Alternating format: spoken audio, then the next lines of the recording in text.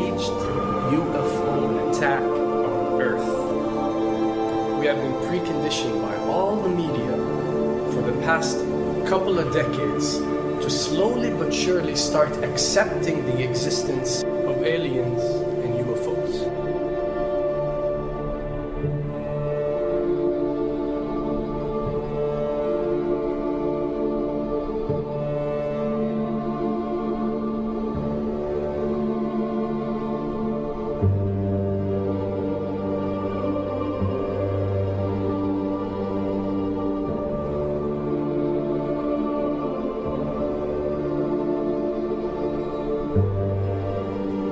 I can tell you right now that 99% of every UFO sighting that has ever taken place has actually not been an unidentified flying object, because this has always been military technologies.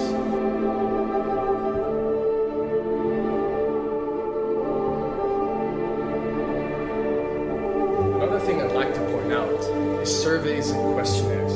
You know, we get surveys and questionnaires all the time, sent out by the state or by the government or by our rulers and our officials and so on and so forth. Do you really think that these ruling powers care about what you think? Do you really think that they're waiting to ask you and receive your answer before making a decision? What happens with these questionnaires is that they are released. For example, what country do you think the US should attack next? And if it yields back results like 70% of the US population believe Iran is the next country that should be attacked, this is actually a study conducted for the effectiveness of the media propaganda that they are using. So when they get such results, they look at it and they be like, all right, amazing. Our media propaganda is working. We are purposely trying to manipulate people to think that Iran should be the next one, and check out the survey results. We're doing a great job in propaganda. That's what it's all about. And if the results come back and they aren't up to par, so let's say 20% want war with Iran and 80% want actual peace, they say, okay, so now we have to go and rework our media propaganda and make it more effective so these percentages change. Why am I saying this? Because of the UFO phenomenon. Since the 60s, the amount of people who believe in extraterrestrials have skyrocketed, and they're only increasing day by day in our modern world. This only confirms the success and the plans that are taking place to first manipulate you to believe in UFOs, and second, to conduct a UFO attack that is going to force the whole world to unite to fight off this enemy and accept the New World Order. A former Canadian government official is warning we may be on the verge of intergalactic war, saying, quote, the Bush administration has finally agreed to let the military build a forward base on the moon, which will put them in a better position to keep track of the comings and goings of visitors from space, and to shoot at them if they so decide. I was introduced to the late Dr. Wernher von Braun in the U.S., the father of rocketry. In my first meeting with him, during that first 3.5 hours, he said to me, Carol, you will stop the weaponization of space, because there is a lie being told to everyone that the weaponization of space is now first being based upon the evil empire, the Russians. There are many enemies, he said, against whom we're going to build this space-based weapon system, the first of whom was the Russians, which was existing at that time. Then there would be terrorists. Then there would be third world countries. Now we call them rogue nations or nations of concern. Then there would be asteroids. And then he would repeat to me over and over.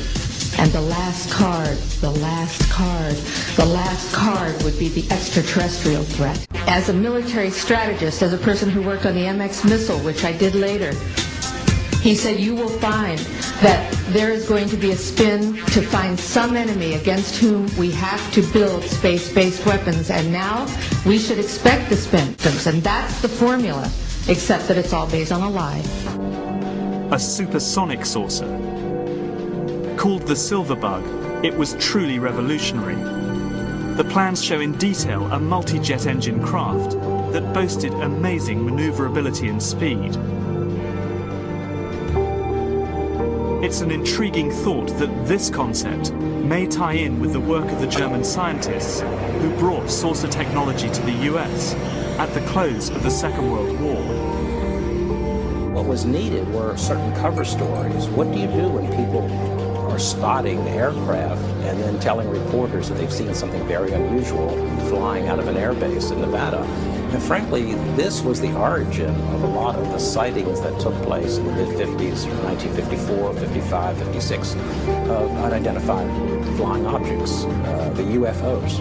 So the CIA was involved in encouraging people to believe that, yes, they saw UFOs, and the CIA and the military tried to be very helpful to reporters to get these stories out, to divert the attention of the country, and particularly the people in this region, about what they had actually seen. Mexican Air Force pilots capturing on videotape what are said to be 11, count them, 11 UFOs. The Mexican Air Force has released a video that some of you are going to find difficult to believe.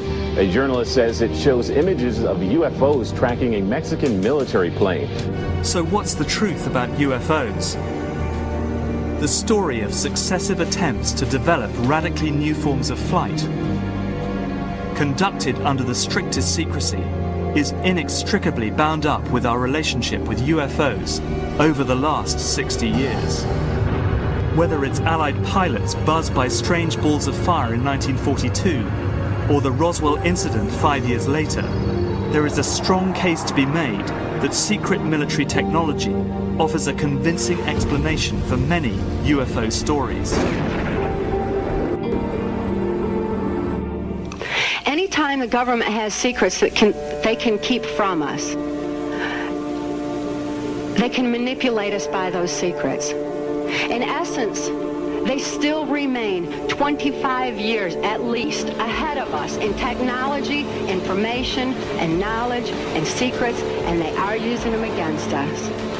I heard over the years many times over that the plan to usher in the New World Order would be to make all the people in this country and around the world feel totally helpless to prevent the New World Order from occurring, this world dominance plan, by saying that we had been invaded by aliens, so that we would say, oh, please, UN, come in and help us all. So bear in mind that there is a plan, orchestration, to get people to be submissive through a secret technology and information that they're keeping from you under the blanket of a so-called National Security Act.